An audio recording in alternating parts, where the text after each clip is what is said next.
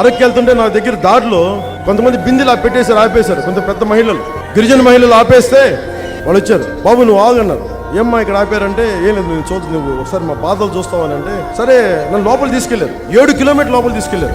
ఆవిడ ఒకటే మాట ఉంది, మీ అమ్మ చిన్నప్పుడు నీళ్లు పట్టుకునేది నువ్వు చెప్పా కదా ఇది ఇంటర్వ్యూలో, మా బాధలు అర్థం చేసుకుంటా నేను లోపలికి తీసుకెళ్తున్నా రాయా నాతో పాటు రా అని. పాపం 70 ఏళ్ళు ఆవిడ నేనే జారిపోతా ఉంటే బిందులు పట్టుకుని అంతమంది నడుస్తూ ఉంటే అడుగుతా ఉన్నా ఏమ్మా మీరు పడిపోరా అంటే ఆమె నవ్వుతా ఎందుకు పడవయ్యా మళ్ళీ లేచి మళ్ళీ మా వేరే బతుకులు ఏమున్నాయి ఇవే కదా అందరు చెప్తారు. నాకు తెలుసు నువ్వు వస్తావని. మా పిల్లలు ఏమంటారు, నీ పెద్ద కొడుకు పవన్ కళ్యాణ్ వస్తున్నాడు, వాడు చెప్పుకుంటే సమస్యలు తీరుకోను. నేను మనస్ఫూర్తిగా నేను మీకు అండగా ఉంటాను. మనస్ఫూర్తిగా కూడా రాలేదు. ఇదిగో మహానుభావుడు కాబట్టి వచ్చినాడు. నిజంగా చేస్తాడంటారమ్మా? చేస్తారు, ఇతను చేస్తారు, నాకు నమ్మకం ఉన్నది. చేస్తారు, ఇతను చేస్తారని నాకు నమ్మకం ఉంది. కొణిదల పవన్ కళ్యాణ్ అనే నేను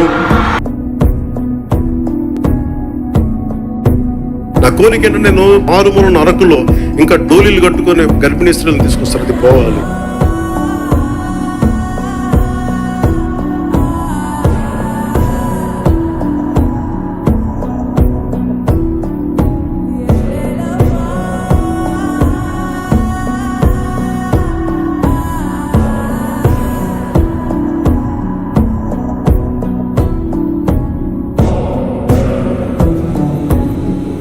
గిరిజన ప్రాంతాల్లో డోలీ మోతలు లేకుండా రహదారులు ఉండాలన్నదే ప్రభుత్వ లక్ష్యమని ఉప ముఖ్యమంత్రి పవన్ కళ్యాణ్ అన్నారు. పీఎం జన్మన్ పథకంతో పాటు ఉపాధి హామీ, ఉప ప్రణాళిక నిధులు కలిపి 1,005 కోట్లతో గిరిజన ప్రాంతాల్లో రహదారుల నిర్మాణం చేపట్టినట్లు అధికారులు వివరించారు. అదేవిధంగా ఈ రోజు చూస్తా ఉన్నారు, గత 2 సంవత్సరాల్లో అంటే దశాబ్దాలుగా కొండల్లో అదేవిధంగా అడవుల్లో అభివృద్ధికి దూరంగా ఉన్నటువంటి గిరిజన ప్రాంతాల్లో కూడా రోడ్లు పడతా ఉన్నాయంటే ఈ రోజు పవన్ కళ్యాణ్ గారు సమర్థవంతంగా ఆ ప్రోగ్రామ్ ని ఉపయోగించుకోబట్టి మాత్రమే ఇవన్నీ జరిగినాయి.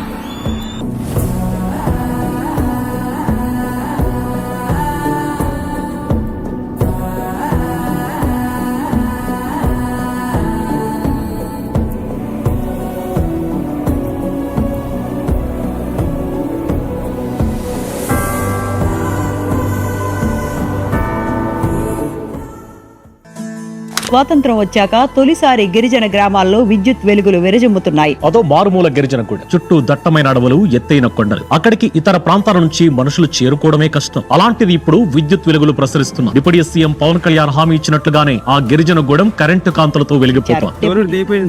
మాకు ఎంతో కనబడుతుంది. ఆ వెళ్తుతో మాకు కరపులు తెచ్చుకుంటున్నాం, నీళ్లు తెచ్చుకుంటున్నాం, మా పిల్లలకి బడి చెప్తాం. చిన్నతరం నుంచి నైట్ అనేది మాకు తెలియదు. తమ ఇళ్లలో విద్యుత్ బల్బుల వెలుగులను చూసి వీరు ఆనందపడుతున్నారు. కరెంట్ వస్తే మాకెంతో సంతోషంగా ఉంది.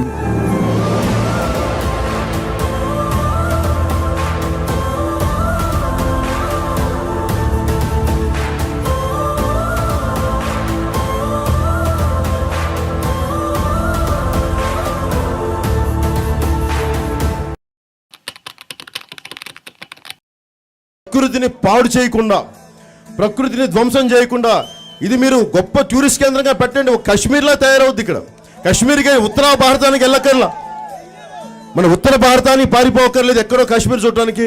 మన కాశ్మీర్ ఉంది, మనకి పండ్ల తోటలను పెట్టండి. మన గిరిజనుల్ని అంటే గిరిజనులు ఎంతసేపు వెట్టి చాకరీ చేసేవాళ్ళేనా గిరిజనులు? మన అరకు మన్యం ప్రాంతానికి అన్యాయం జరిగితే పవన్ కళ్యాణ్ ఉంటాడు, జనసేన ఉంటుందని చెప్తా ఉన్నాను.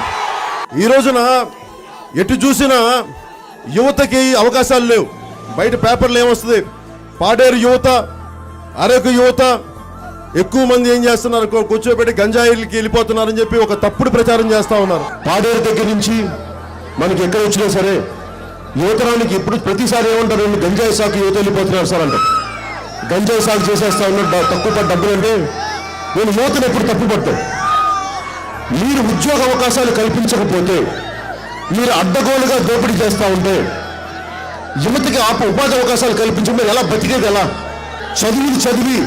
చదువులకు ఉద్యోగాలు లేక కుటుంబాలను పోషించాలి, కష్టపడాలి, ఉపాధి అవకాశాలు కల్పించాలి.